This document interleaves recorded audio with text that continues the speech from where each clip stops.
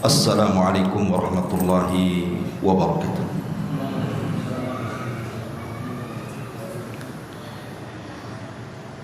Alhamdulillah wassalatu wassalamu ala Rasulillah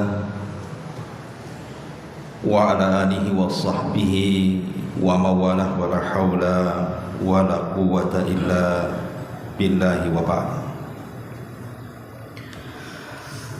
Alhamdulillah, segala puja dan puji hanya milik Allah Jalla fi'ula. Di malam hari ini kembali kita bisa duduk untuk bertalabul ilmi. Biasa kita mengkaji tafsir surah Al-Baqarah, tapi malam ini kita akan membahas tentang satu di antara penyempurna rukun Islam. Apa itu? Ibadah haji. Saya tidak hendak bicara soal fikih, karena fikih haji itu hampir sudah banyak memahami dan juga bisa diselesaikan dalam beberapa menit saja. Tapi kita akan membahas dari sisi sejarahnya. Sejarah disyariatkan haji itu seperti apa? Kenapa saya angkat permasalahan ini?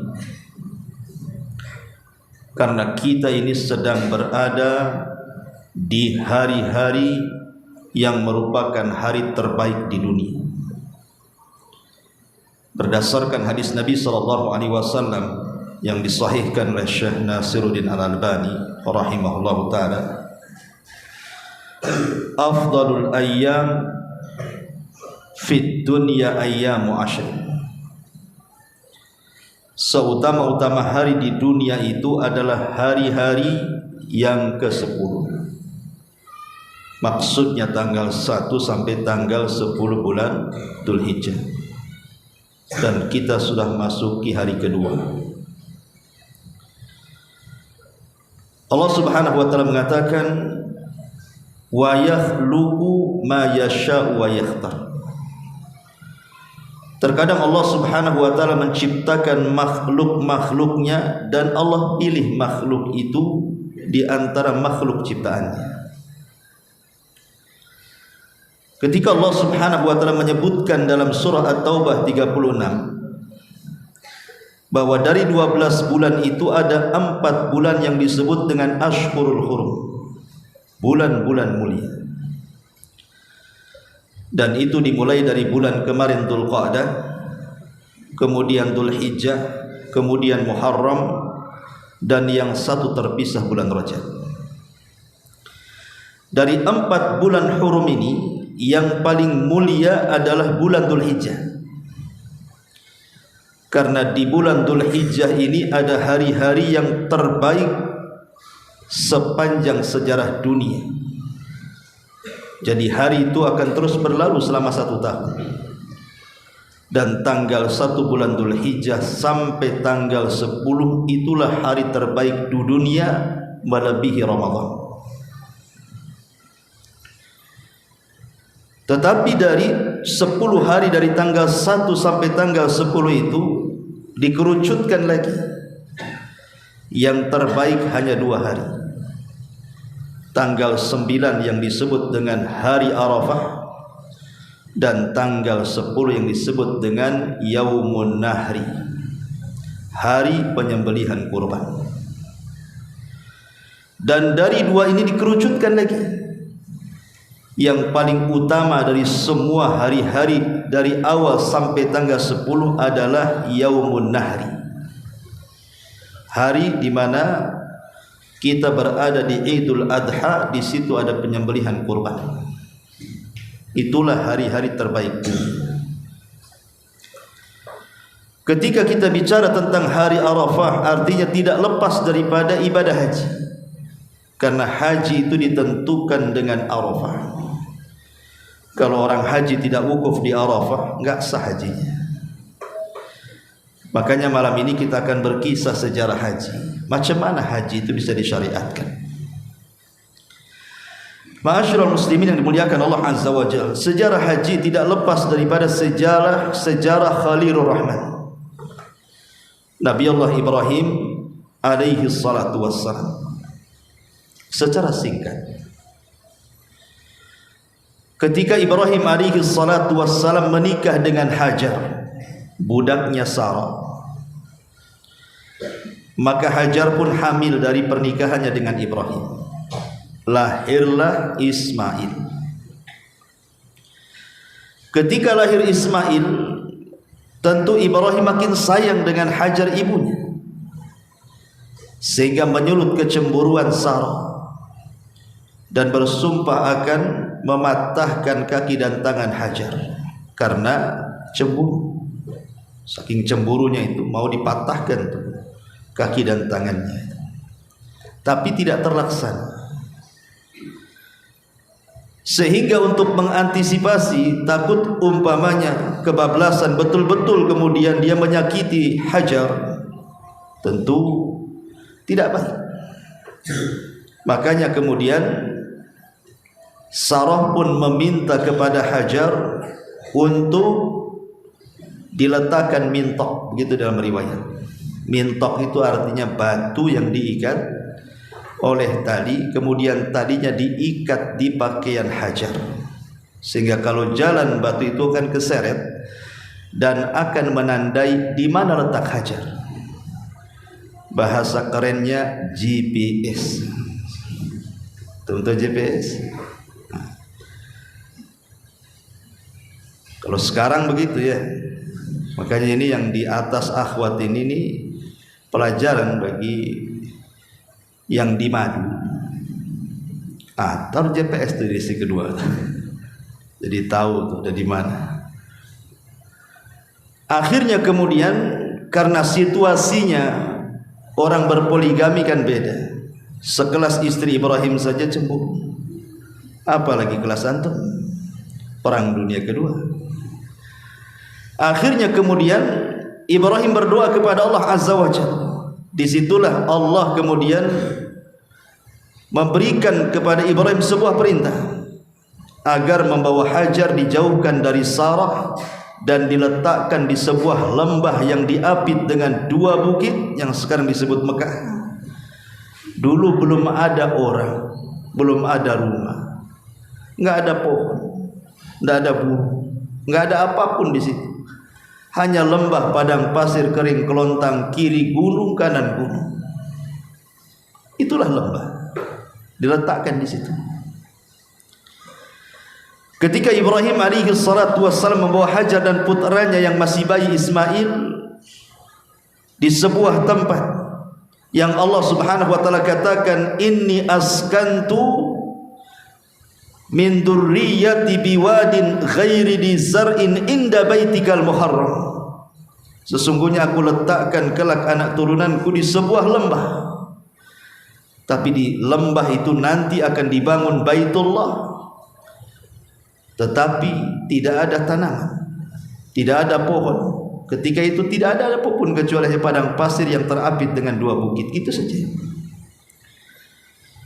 Kemudian Ibrahim setelah meletakkan pergi dia. Kepergian Ibrahim ini membuat sedih Hajar. Kenapa? Karena setelah diletakkan begitu saja, kemudian diberikan minum hanya cukup 2-3 hari dan juga makanan, Ibrahim langsung pergi tanpa bicara, tanpa menengok, dan jalan terus.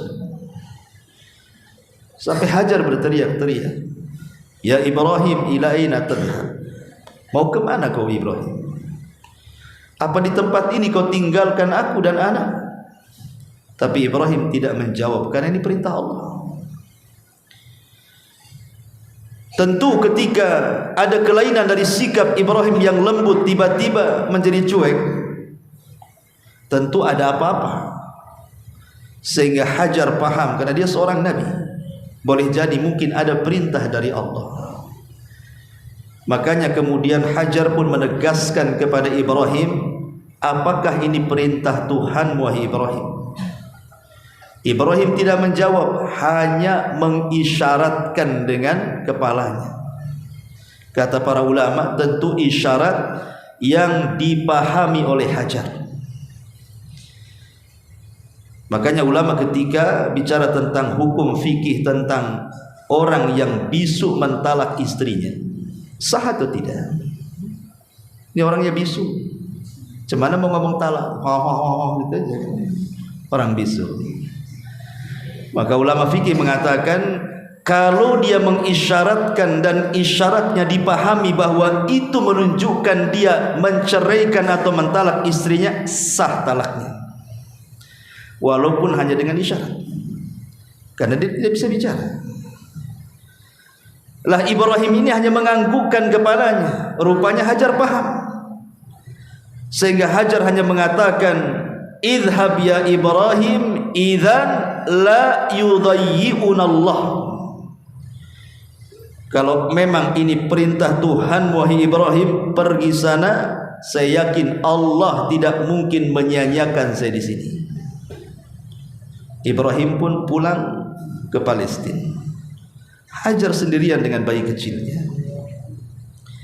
Satu hari berlalu, masih bisa makan minum. Anda bisa bayangkan, hidup sendiri di tengah padang pasir, diapit dengan 2 bukit. Tidak ada orang, tidak ada penerangan, tidak ada rumah, tidak ada tenda. Begitu saja diletakkan. Jangan lagi perempuan, antum saja diletakkan di hutan Jabal Uhud. Pernah ke Jabal Uhud? Kan ada hutan tuh sebelah. Disuruh duduk uka-uka di situ saja. Nggak yakin antum berani. Yang ada antum lari. Ini bayangkan coba, hidup sendiri seorang wanita, hanya tawakal kepada Allah yang membuat kokoh pendiriannya. Tidak punya takut lagi. Sudah hilang urat takutnya. Cuman yang ia khawatirkan kepada bayinya Ismail, karena makanan dan minum itu hanya cukup 2-3 hari saja. Setelah 3 hari dia pun mulai cemas, apa yang harus dimakan dan diminum oleh putranya Ismail. Dari situlah kemudian ketika betul-betul habis minuman, habis makanan, dia panik. Kebetulan daerah yang terdekat dari tempat dia ada bukit yang disebut dengan Safa. Lari dia ke bukit Safa. Dari atas bukit dengan harapan mungkin adalah orang yang lalu lalang, bisa dimintai pertolongan, atau nampak ada air dari kejauhan. Tapi tak ada orang lewat, tak ada air pun dari kejauhan. Panik dia lari ke bukit sebelahnya Marwah. Asib bolak-balik saja Marwah Safa, Safa Marwah, sampai 7 kali. Yang sekarang menjadi manasik haji yang disebut dengan sa'i. Lari-lari kecil dari Safa ke Marwah, dan itu jauh Safa Marwah itu. Kalau tawaf Ka'bah saja sebentar. Kalau Safa Marwah ini agak jauh, bisa semput antum. Kalau tidak punya azam untuk ibadah, mungkin dah capek, mungkin 2-3 kali sa'i itu. Akhirnya kemudian tiba-tiba setelah 7 kali putaran, dia mendengar ada suara. Dia khawatir dengan putranya Ismail yang menangis. Akhirnya dia pun turun dari bukit Marwah, langsung lari ke tempat putranya. Disitulah Allah mengutus satu malaikat yang namanya Jibril untuk membentuk manusia, memberikan pertolongan kepada Hajar dan putranya ini. Ketika kemudian Hajar melihat ada laki-laki di depannya, jelmaan malaikat Jibril. Jadi Jibril bertanya, "Man anti?" Siapa kamu? Maka Hajar mengatakan, "Ana ummu waladi Ibrahim." Saya adalah ibu anak daripada Nabi Ibrahim yang di sampingmu, Ismail. Kemudian Jibril mengatakan, "Alaman wakkalakuma?" Kepada siapa Ibrahim menitipkan kalian berdua di sini? Maka Hajar mengatakan, "Wakkalani wabni 'ala Allah. Ibrahim menitipkan kami berdua kepada Allah Subhanahu wa taala. Kata Jibril, Ibrahim telah benar. Dia menitipkan kepada zat yang bisa melindungi. La tahzani, jangan kau sedih. Di sini kelak akan dibangun Baitullah oleh Ibrahim dan putramu ini Ismail. Ketika itu malaikat Jibril menghentakkan kakinya, dalam riwayat sayapnya, tiba-tiba keluar air. Saking senangnya keluar air ini, dia pun kemudian sudah tidak sadar, langsung membendung tuh. Seraya berkata zam, zam, zam. Zam itu artinya mengeduk tanah kemudian membendungkan. Itu disebut zam, zam dalam bahasa Arab. Akhirnya air pun setelah terbentuk kayak semacam kolam, dikelilingi dengan tumpukan pasir, kemudian air zam-zam itu pun disebut zam-zam. Kata Nabi SAW, rahimallah umma Ismail.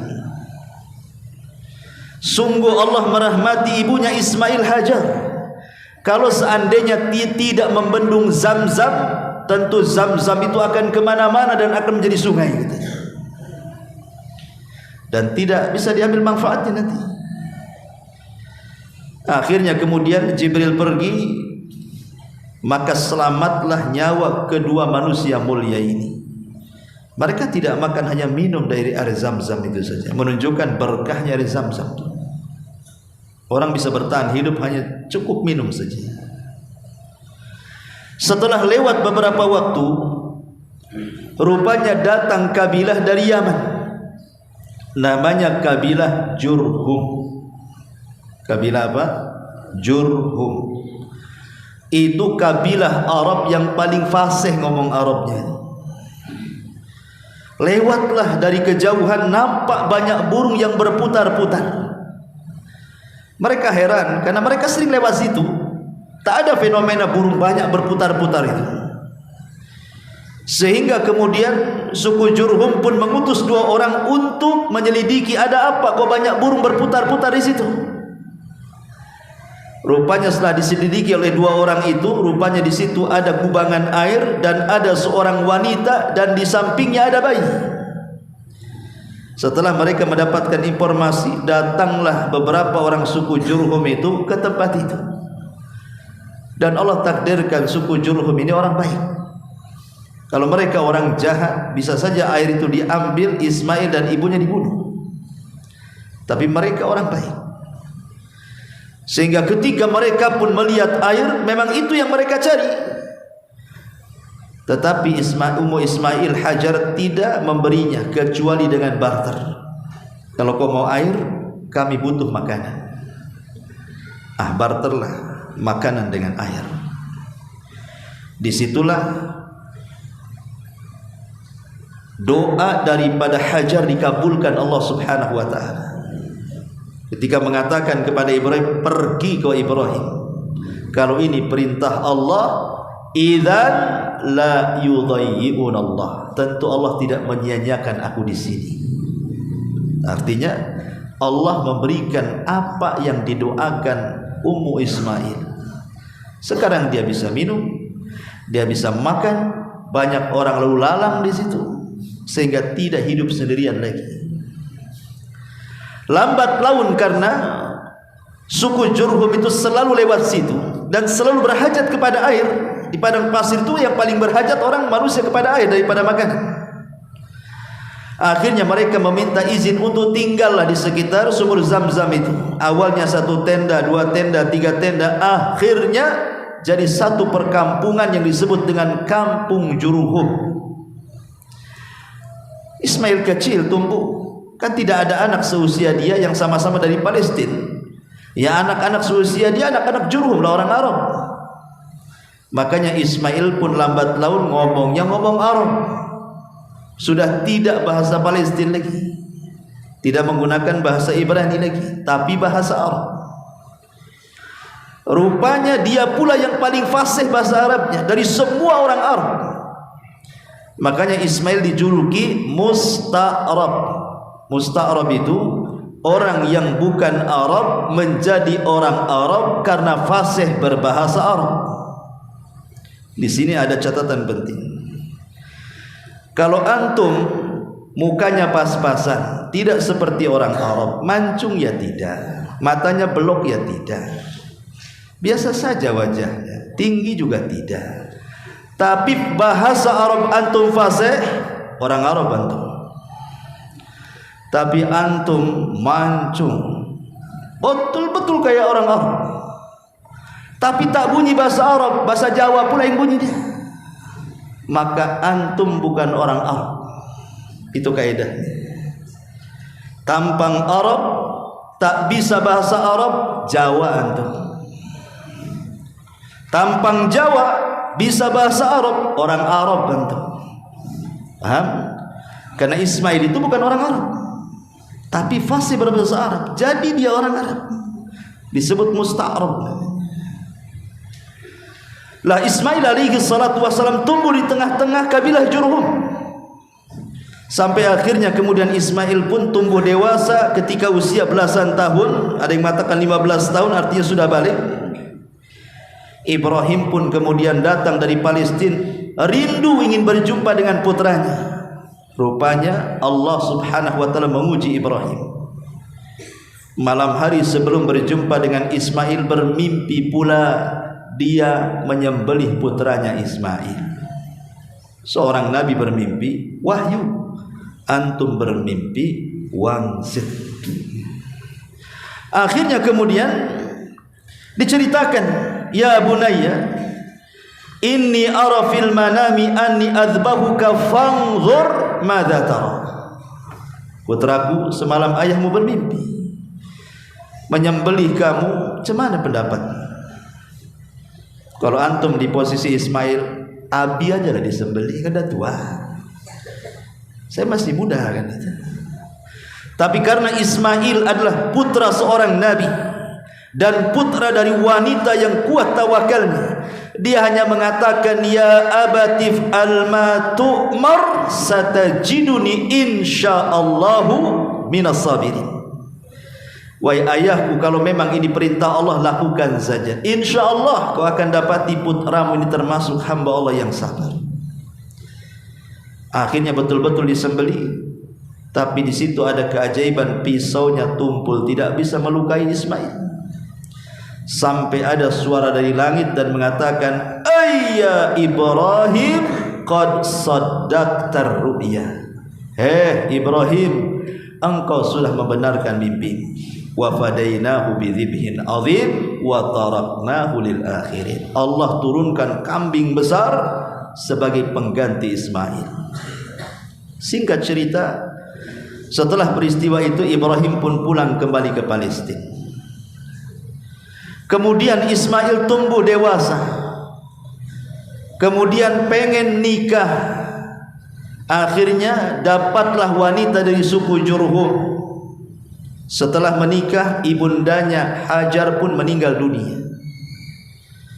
Maka dia sudah tidak lagi sama ibunya, ibunya meninggal karena dia sudah berkeluarga juga. Ibrahim alaihi salatu wassalam ada firasat dengan putranya bahwa dia sudah menikah. Akhirnya Ibrahim pun datang lagi dari Palestina yang ketiga kalinya. Kemudian melihat kondisi Ismail, rupanya Ismail sedang bekerja, tidak didapati kecuali hanya istrinya saja. Kemudian Ibrahim pun bertanya soal kehidupannya. Rupanya istrinya yang pertama ini tidak pernah bersyukur. Ketika ditanya kaifa halukum, bagaimana kalian berdua hidup kalian di sini?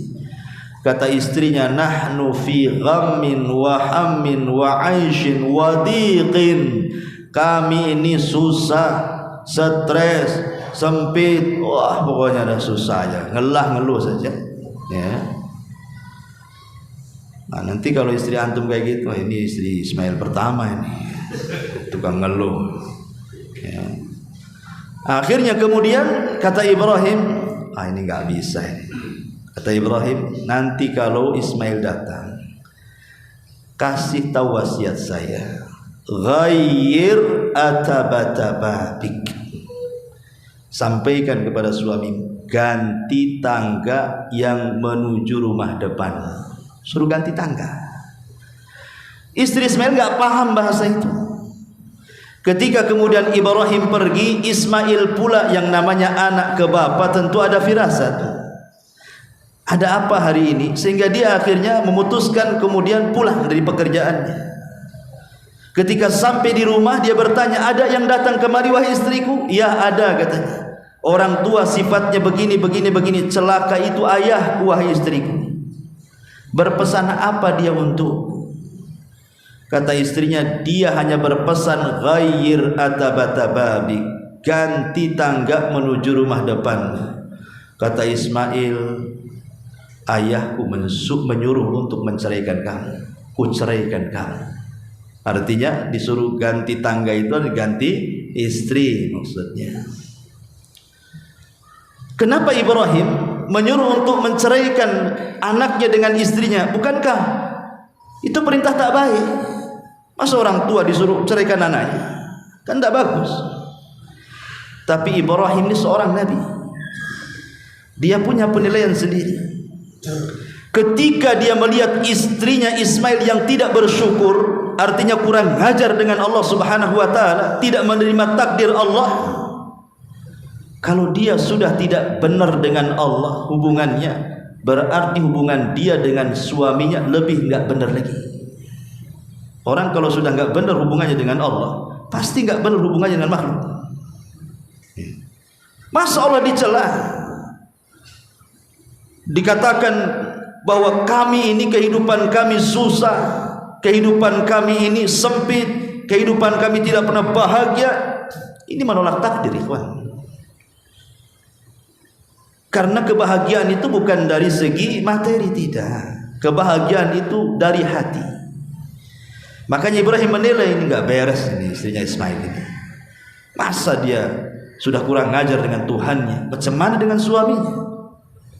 Makanya Ibrahim memerintahkan Ismail untuk menceraikan istrinya. Akhlaknya enggak bagus. Dari sini ada faedah besar, ikhwan, khususnya para umat di atas nih. Khususnya para umat di atas, ya. Bahwa kehidupan di dunia ini semua sudah ditakdirkan Allah. Kalau para umat sudah diberikan suami, dan suami para ummahat ini sudah berusaha bekerja keras, banting tulang, keringat bercucuran, kaki di atas, kepala di bawah, bahasanya apa tuh? Itu salto namanya. Pokoknya kerjalah. Tapi namanya kerja ini pasang surut, kadang ada job, kadang tidak. Sabar, nikmati apa adanya. Karena percaya dengan takdir itu penting, sebab takdir itu tidak bisa dipikirkan. Takdir itu hanya bisa diterima. Takdir itu hanya pasrah. Itulah takdir. Apapun yang Allah kehendaki kepada kita terserah. Wa asa an takrahu syai'an wa huwa khairul lakum. Terkadang sesuatu yang kita pandang buruk baik pula di hadapan Allah. Tidak usah dipikirkan soal takdir itu. Terima saja, bersyukur dan bersabar. Karena takdir itu tidak ada yang tahu. Kadang fenomenanya aneh-aneh takdir itu. Saya contohkan. Ada satu kisah di zaman Bani Israel tentang kisah seorang nabi. Seorang nabi ini kehausan, ingin mencari sumur di padang pasir. Dari jauh dia melihat sumur. Kemudian kedahuluan orang. Jadi ada penunggang kuda sama-sama kehausan, lebih dulu dia ke sumur itu. Kemudian dia bawa sekresek isinya uang, turun dia. Setelah dia minum dari itu, dia letakkan kresek uang itu, dia lupa tuh dengan kresek uang. Naik kuda pergi dia, lupa uangnya ketinggalan. Bahasa kita dompetnya ketinggalan. Udah pergi dia jauh. Rupanya setelah dia datang lagi penggembala kambing, haus juga, datang lagi ke sumur, mendahului Nabi tadi. Akhirnya dia minum, kasih minum kambingnya, mau pergi, nampak pula ada kresek. Rupanya ada uangnya, ada dinar dirhamnya. dibawa pergilah. Setelah itu datang lagi orang tua, kakek-kakek haus juga datang ke situ. Kemudian dia ambil air, kelelahan, akhirnya dia pun istirahat sambil bersandar di sumur itu. Nabi ini dari kejauhan melihat. Kemudian tiba-tiba yang penunggang kuda tuh, dia baru ingat di jalan tuh, alamak, dompet ketinggalan. Balik lagi dia ke sumur tadi. Setelah dicari tidak ada. Siapa yang dituduh? Orang tua itu yang sedang istirahat dituduh. Diambil pedangnya, diancam, mana dompet saya, mana uang saya. Kata si kakek itu, saya tidak ngambil. Ditebas lehernya, mati. Kemudian dia pergi. Padahal yang ngambil siapa? Pengembala kambing. Jadi seorang Nabi Bani Israel ini melihat, ini kan aneh peristiwa-peristiwa ini. Dia berdoa kepada Allah, ya Allah, ada apa dengan peristiwa di depan ini? Bisa nggak kau perlihatkan apa masalah mereka? Akhirnya Allah Subhanahu wa ta'ala memperlihatkan kasus-kasus orang itu. Allah mengatakan, adapun penunggang kuda itu, dia orang jahat. Dia merampok harta bapak dari pengembala itu. Akhirnya kemudian uang yang diambil itu sebagai ganti warisan bapak yang dirampok dia. Adapun yang ditebas lehernya sampai mati itu, dialah yang membunuh bapaknya pengembala itu. Ini kisahnya, ditebas orang jahat itu. Lihat kisahnya, ini bukan sinetron. Ini kisah Israel ya, cantumkan para ulama. Tapi ini gambaran takdir. Takdir itu tidak tahu ke depan kan. Disangkanya harta antum diambil sudah hilang kan. Rupanya Allah ganti. Harta itu tidak kemana-mana, balik lagi ke pemiliknya kan. Kemudian dibunuh. Antum pikir tidak bisa membalas karena dia lebih kuat. Rupanya ada kisah juga di dunia, tidak antum balas, orang lain yang balas. Itulah takdir namanya. Tak bisa dipikirkan takdir itu. Tidak usah, terima saja. Sambil berdoa kepada Allah Subhanahu wa ta'ala, karena doa itulah yang mengubah takdir. Makanya Ibrahim ketika melihat ini istri Ismail ini susah dia beriman dengan takdir. Dia ngomong, ceraikan istri, ceraikan. Kemudian beberapa waktu ke depannya, rupanya dipandang oleh pemimpin Jurhum yang lainnya, punya anak gadis saleh, dipinang sama dia. Akhirnya Ismail pun menikah lagi dengan istri keduanya. Lah Ibrahim ingin mengetes lagi istri keduanya seperti apa. Datang lagi dia dari Palestina ke Mekah. Ini ziarah yang keempat. Kemudian Ibrahim bertanya, Ismail sedang pergi, bertanya sama istri keduanya, kaifa haluk? Bagaimana kondisimu? Dia mengatakan, alhamdulillah bi khair. Kami baik. Walaupun susah kami bahagia. Kata Ibrahim, apa makanan kalian? Kata istrinya, kami makan daging dan ini ada air, maksudnya air Zam-Zam. Kata Ibrahim, Allahumma barik fi ta'amikuma wa ahlikuma. Ya Allah, berkahi makanan kalian berdua dan keluarga kalian. Sejak itulah daging menjadi berkah di kota Mekah. Karena seandainya kalau di situ ada gandum ataupun ada makanan yang lain, tentu akan kena doa berkahnya Ibrahim. Tapi di situ cuma ada daging sama air Zam-Zam. Makanya dua jenis makanan, Zam-Zam dan juga daging, itu menjadi berkah. Berkat doa berkahnya Ibrahim, Mekah tidak akan kekurangan daging. Dan dulu Mekah itu menjadi bahan pokok. Mereka itu kalau makan daging. Kalau kita kan nasi, antum sudah bakso 7 mangkok pun dibilang belum makan, karena belum ketemu nasi. Ya, padahal udah muat tuh perut tuh, udah nonjol ke depan kan. Bilang udah makan belum? Nampak piring bakso udah 5. Lah orang Mekah itu tidak makan nasi, mereka makan daging. Makanya dagingnya penduduk Mekah itu daging kambing itu berkah. Walaupun dimakan 1 hari 5 kali, nggak akan darah tinggi, nggak akan kolesterol. Makan aja. Tapi jangan coba-coba antum makan daging yang dipelihara Tamiang itu. Makan antum sebulan 1 hari 5 kali, antum langsung dibawa ke Tamiang. Awalnya ngambil kambing di Tamiang, antumlah diantar ke Tamiang sebaiknya. Ma'asyiral muslimin yang dimuliakan Allah Azza wa Jalla. Makanya kemudian Ibrahim ngomong sama istri keduanya, sampaikan wasiatku kepada Ismail. Tsabbit atabata babik. Jangan ganti lagi tangga tuh katanya. Cukup itu aja katanya. Bilang ya, tangganya jangan diganti lagi. Ini cocok Ibrahim dengan istri keduanya. Makanya ketika Ismail datang, istrinya cerita bahwa orang tua itu berwasiat tsabbit atabata babik. Jangan kau ganti lagi tangga tuh katanya. Kata Ismail, oh ya, bapakku merintahkan diriku agar tidak boleh lagi menceraikan kamu. Sejak itulah Ismail hidup bahagia dengan istri keduanya. Akhirnya punya anak turun temurun, sampailah di keturunannya kepada Rasul kita Muhammad sallallahu alaihi wasallam.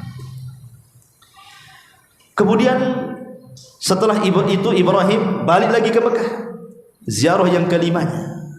Di situ Allah perintahkan Ibrahim untuk membangun Ka'bah. Dan Allah katakan wa idh yarfa'u Ibrahimul qawaida wa Ismail, dan ingatlah ketika Ibrahim membangun Ka'bah bersama putranya Ismail. Maka Ibrahim datang kepada Ismail, "Nah, Allah perintahkan kita bangun Ka'bah di sini." Kata Ismail, "Siap bi." Akhirnya kemudian keduanya membangun Ka'bah, Ismail yang mengambil batu, Ibrahim yang membangunnya. Sampai betul-betul jadi Ka'bah itu. Setelah jadi, Allah Subhanahu wa taala perintahkan kepada Ibrahim, wa adzin fin nasi bil hajj ya'tuka rijalan wa ala kulli dhamirin ya'tin min kulli fajjin amik. Hai Ibrahim, perintahkan manusia, suruh mereka haji ke Baitullah Al-Haram yang kau bangun ini. Maka akan datang ke sini baik berjalan, baik berkendaraan dari seluruh penjuru dunia. Kata Ibrahim, ya Allah, apakah saya harus berjalan ke arah timur, barat, selatan? Cemana caranya? Ngasih tahu orang yang di ujung sana, di ujung sana, cemana harus jalan sana sini? Belum tentu mereka menerima ajakanku, ya Allah. Kata Allah Subhanahu wa taala mengatakan, ya Ibrahim, innama 'alaikal adzan wa 'alainal balagh. Ibrahim, kau ini cukup berteriak saja. Aku yang akan mengirim suaramu sampai ke ujung barat, ke ujung timur, ke ujung selatan, ke ujung utara. Dan ini mukjizatnya Ibrahim. Tidak perlu pakai sound system. Sampai mana lah sound system itu? Tapi ini mukjizat Ibrahim. Ngomong, sampai ke ujung timur. Maka ketika Ibrahim berteriak memerintahkan manusia untuk haji, maka suara Ibrahim terdengar ke ujung barat, timur, selatan, utara. Bahkan suara itu masuk ke dalam lubuk hati yang paling dalam setiap orang yang mendengarnya. Disitulah Allah katakan tahwi ilaih, sehingga hati mereka rindu untuk datang ke Ka'bah. Siapapun yang pernah ziarah ke Ka'bah tidak akan bosan. Kalau ke Barelang bosan. Malas ke Barelang, 3 kali ke situ. Nah, yang lain aja lah. Itu ke Barelang. Kalau ke Ka'bah, ya. Kenapa antum tidak bosan ke sana? Kalau tidak bosan, kenapa nggak pergi? Nggak ada duit, Ustaz. Kalau ada duit saya pergi. Nggak mungkin lah nekat kayak orang bawa sepeda lewat Thailand, lewat apa? Ngapain? Kan ada orang bawa sepeda tuh haji. Ngapain bawa sepeda? Bukankah kita tidak boleh? La yukallafu nafsun illa wus'aha. Nggak boleh membebani diri. Perjalanan jauh bisa saja nyawa terancam, ada perampok, ada ini, ada itu kan. Karena di zaman sekarang malah mudahkan, lain kau di zaman dulu. Sampai-sampai Muhammad ibn Sirin rahimahullah ta'ala, seorang ulama tabi'in, dia duduk di Masjidil Haram, ditanya sama orang sebelahnya, "Mas buka ya fulan?" Kata sebelah, "Siapa namamu?" Kata Ibnu Sirin, "Ana Muhammad ibn Sirin." Saya Muhammad ibn Sirin. "Min aina ji'ta?" Dari mana kau datang? "Saya datang dari Irak." Kemudian, "Berapa hari kau dari Irak ke sini?" Kata Ibnu Sirin, "Syahraini kamilaini." 2 bulan sempurna. Kata orang ini, "Anta jiranil haram." Dekat kamu tetangganya Ka'bah katanya. Padahal 2 bulan jalan kaki dibilang dekat tuh. Kemudian Muhammad bin Sirin mengatakan, "Loh, kamu dari mana?" "Saya dari Wara'an Nahar, dari daerah, dari ujung setelah Rusia sana. Saya ke sini jalan kaki khamsusana, 5 tahun baru sampai di sini." Makanya dia bilang 2 bulan tetangga Mekah lah. Aku 5 tahun jalan kaki dari Wara'an Nahar, dari setelahnya Rusia lagi sana, sampai di Mekah 5 tahun jalan kaki. Ya tentu 5 tahun itu, kalau sekarang udah keliling dunia 2 kali lah. Mungkin zaman dulu kan haji itu sulit, kadang sulit nafkah, sehingga mereka harus jalan kaki, nanti habis modal. Karena kalau bawa uang di mana-mana, belum ada bank, belum ATM, bisa dirampok orang. Nggak mungkin bawa uang pakai karung kayak orang maling kan, enggak, dirampok orang. Sekarang pakai ATM aja, sehingga kan mereka nggak berani bawa harta banyak-banyak zaman dulu itu. Sehingga mereka hanya cukupnya kemudian berangkat dari rumahnya ke negeri ini, habis bekalnya kerja, dapat lagi modal, berangkat lagi, kerja lagi, sampai ke Mekah. Ya wajar 5 tahun. Makanya kualitas haji dulu beda dengan kualitas haji sekarang. Kualitas haji dulu itu luar biasa. Lewat aja Pak Haji depan kita, lemas kita dibuatnya. Pak Haji lewat katanya. Sekarang Pak Haji, aku pun haji, dia 1 kali 3 kali, aku ini. Kan gitu ya. Orang sekarang kan gitu. Dulu kualitas haji luar biasa. Begitulah sejarah haji. Masalahnya, ada orang-orang yang sangat membenci Islam. Mereka berusaha menjelek-jelekan Islam dari sudut pandang jemaah haji, dari sudut pandang orang yang haji. Dengan cara apa menjelek-jelekan? Lihat umat Islam dari mana-mana negeri datang ke Ka'bah, mereka belum bisa meninggalkan tradisi jahiliyah katanya. Kurang ajar tidak? Kurang ajar. Kenapa mereka mengatakan seperti itu? Berusaha ngasih syubhat tuh. Ngapain datang ke Mekah? Itu namanya keterbelakangan, nggak maju-maju. Masa tradisi jahiliyah kalian rawat? Kok bisa ngomong begitu? Ya, coba perhatikan. Orang yang ke Mekah sana, mereka tawaf, apa yang ditawafi? Batu. Kemudian mereka setelah tawaf mencium batu. Kemudian mereka sa'i, sofa batu, marwah batu, batu ke batu. Kemudian mereka lempar jumrah, yang dilempar batu, alat lemparnya juga batu. Kemudian mereka wukuf di Arafah, itu gunung batu. Kok balik ke batu nih kalian nih? Kan gitu. Paham tuh syubhatnya kan? Ini syubhatnya kayak gini nih. Kalian mau balik lagi ke zaman batu, nyembah batu? Karena semua serba batu di sana kan. Tawaf yang dikelilingi Hajar Aswad batu. Kemudian cium Hajar Aswad, cium batu. Kemudian sa'i dari sofa, gunung batu. Kemudian sa'i ke marwah, marwah juga gunung batu. Kemudian lempar jumroh, yang dilempar batu, yang alat lemparnya pakai batu juga. Kemudian wukuf di Arafah, itu gunung batu. Memanglah kalian ini balik ke batu katanya. Kan itu ya. Ini dah zaman kayak gini kok balik lagi nyembah batu. Itu syubhat deh kawan. Gimana nih bantahan sama batu ini? Begini ikhwatu fiddin muliakan Allah azza wa jalla. Jangan sampai harus dijawab nanti keburu isya nih. Nanti syubhatnya tak tahu ya juga ya. Balik lagi zaman batu katanya. Ma'asyiral muslimin yang dimuliakan Allah azza wa jalla. Kita bantah. Kita haji itu bukan nyembah batu, dan bukan atas perintah batu, dan kita bukan orang batu. Haji itu perintah Allah, wa adzin finnas, dan perintahkan wahai Ibrahim kepada manusia bil haj. Jadi perintah haji itu sudah ada sejak zaman Ibrahim, bukan zaman jahiliyah. Sudah ada sejak zaman Ibrahim. Allah yang perintahkan Ibrahim. Kemudian yang kedua, ketika kita tawaf ataupun mencium Hajar Aswad, itu karena kita melihat apa yang dilakukan Nabi. Bukan soal batu itu Tuhan kemudian kita cium sebagai menyembah dia. Lihat Umar bin Khattab radhiyallahu anhu mengatakan apa? Hei batu, inni la a'lamu annaka la tadhur wa la tanfa, falaula anni ra'aitu an-nabiyya sallallahu alaihi wasallam qabbalaka ma qabbaltuka. Hei batu, Kok disogok batu saja? Tidak mendatangkan manfaat, juga tidak mendatangkan madarat. Kalau Rasul tidak pernah mencium kamu, buat apa ku cium kamu? Dari mana segi ibadahnya? Ya, jelas sudah Isya kan, jadinya nggak dibantah.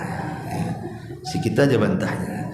Apa nanti kita lanjutkan di lain kesempatan. Subhanaka bihamdika, asyhadu an la ilaha illa anta, astaghfiruka wa atubu ilaik. Allahu ta'ala alam. Assalamualaikum warahmatullahi wabarakatuh.